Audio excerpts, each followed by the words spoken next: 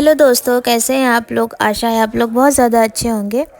तो ये व्लॉग कल के व्लॉग के आगे से ही स्टार्ट है। तो अभी हम आपको समय भी दिखाएंगे कि क्या समय हो रहा है। तो हस्बैंड को रात में ना ऑरेंज जूस पीने की लगी थी तलब, तो हम उनके लिए ऑरेंज जूस बना रहे थे। तो मतलब जब से हमने ये हैंड ब्लेंडर लिया है ना, तब से इतना इजी हो गया है सारा कुछ। पहले मिक्सर ग्राइंडर में ऑरेंज जूस बनाते थे, तो उससे क्या रहता था ना कि हम कुछ जो ऑरेंज के बीज रहते ना निकाल देते थे हाथ से, लेकिन सारे ही नहीं निकल पाते थे, तो वो ब्लेंडर में पिस जाते थे।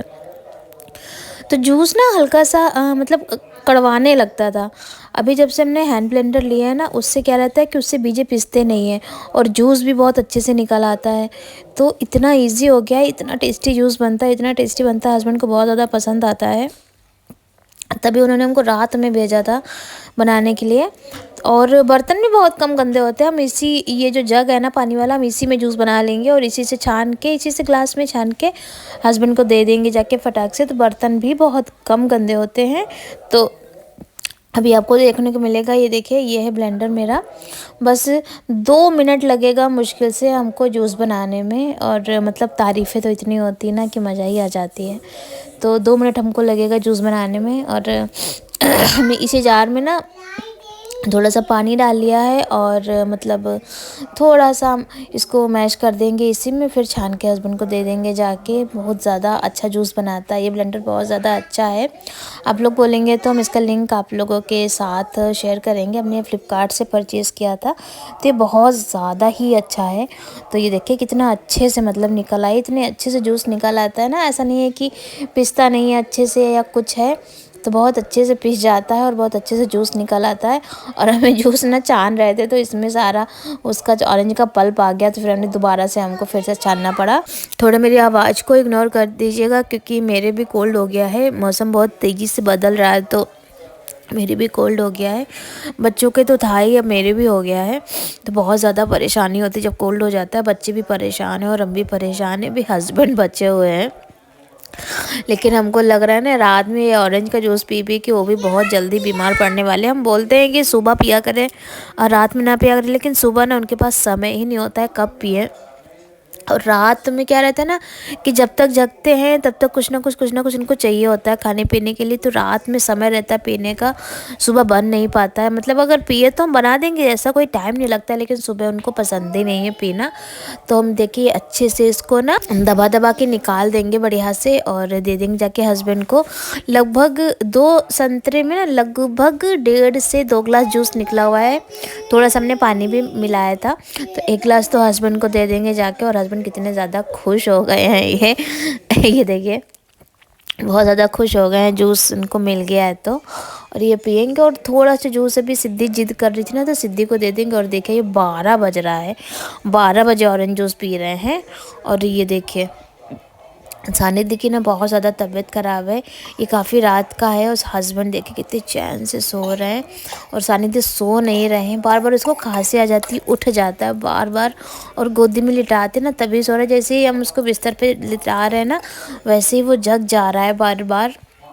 और समय देखिए मतलब 1:30 बज गया, और अभी भी सानिध्य के सोने के कोई आसार है नहीं। तो हो गई है शाम, और ये देखिए सानिध्य पड़े हुए हैं।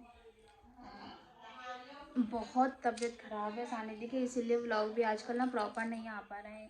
कुछ कुछ दिखा रहे, जो पुरानी क्लिप्स हैं वो ऐड ऑन कर रहे हैं व्लॉग में, बन ही नहीं पा रहे। बच्चे बीमार होते हैं ना, तो मन नहीं लगता है कहीं भी। और दूसरी मतलब ये छोड़ ही नहीं रहा है हमको कि हम कुछ कर पाए। खाना पीना भी प्रॉपर नहीं हो पा रहा है। सुबह सिर्फ फ्राइड राइस बना था, तब से कुछ बना ही नहीं। बच्चों के लिए भी हम कुछ नहीं बना पाए, और दोनों बच्चों की तबीयत ख़राब है। ये मतलब जब भी ख़राब हो जाए ना, दोनों बच्चों की तबीयत साथ में ख़राब हो जाती है, ये बहुत बड़ी मुश्किल हो जाती है।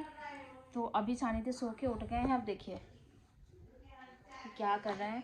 और रात में भी हमने आपसे शेयर ही किया है कि मतलब 2:30-3 बजे तक ये जगे हैं। उसके बाद भी हमने शूट नहीं किया, क्योंकि लाइट बंद हो गई थी रूम की। उसके बाद भी ये जगते रहे, और सुबह 5 बजे सोए। तो सुबह 5 बजे हम भी सोए, फिर 5 बजे सोए, फिर से उठ गए। तो नींद भी नहीं हो पा रही है, सारी परेशानियां हैं। अब जल्दी से बच्चे ठीक हो जाए ना तो प्रॉपर व्लॉगिंग चालू हो पाए, क्योंकि ना ही खाने पीने का होश है। सुबह हमने शैम्पू किया था तो हमने अभी तक मतलब बालों में ना कंघी तक नहीं कर पाए हैं, इतना हमको समय इस लड़के ने नहीं दिया है। और लाइट भी आज गड़बड़ हो गई थी, अभी बिल्कुल बनी है, तो फ़ोन डिस्चार्ज हो गए थे और बहुत परेशानियाँ थी। तो चलिए शेयर करते हैं। वैसे तो आज एक पार्टी में जाना था हम सब लोगों को, लेकिन सानिध्य की ऐसी हालत है ना कि पार्टी में जा नहीं सकते। तो देखते हैं कि क्या होता है, शेयर करते हैं आपसे। तो यहाँ पे हम लोग शाम को एक पार्टी में जाने के लिए तैयार हो रहे थे। पहले तो हमारा मन था ना कि हम नहीं जाएंगे, लेकिन हस्बैंड बहुत ज़्यादा ज़िद कर रहे हैं, मान ही नहीं रहे हैं कि चलो आधे घंटे में वापस आ जाएंगे। तो जैसे तैसे हमने सिद्धि को तैयार किया, सिद्धि को तो खैर हस्बैंड ने तैयार किया, और हम देखिए उधर तैयार हो रहे हैं फटाफट। और ऐसे नॉर्मल से साड़ी पहन ली है हमने तो और सानिध्य को अब तैयार करने के लिए ले आए हैं। और बहुत ज़्यादा मतलब हमको भी कोल्ड है, बच्चों की भी तबीयत ख़राब है, तुम्हारा मन नहीं था जाने का, लेकिन स्टिल फिर भी हस्बैंड कह रहे हैं तो अब जाना ही पड़ेगा, कोई रास्ता नहीं। क्योंकि जिनके यहाँ जाना है ना वो मतलब बिल्कुल फैमिली जैसे ही हैं, और हमेशा वो आते हैं हम लोगों में। तो ये हुआ ना कि चलते हैं, नहीं तो उनको बुरा लगेगा।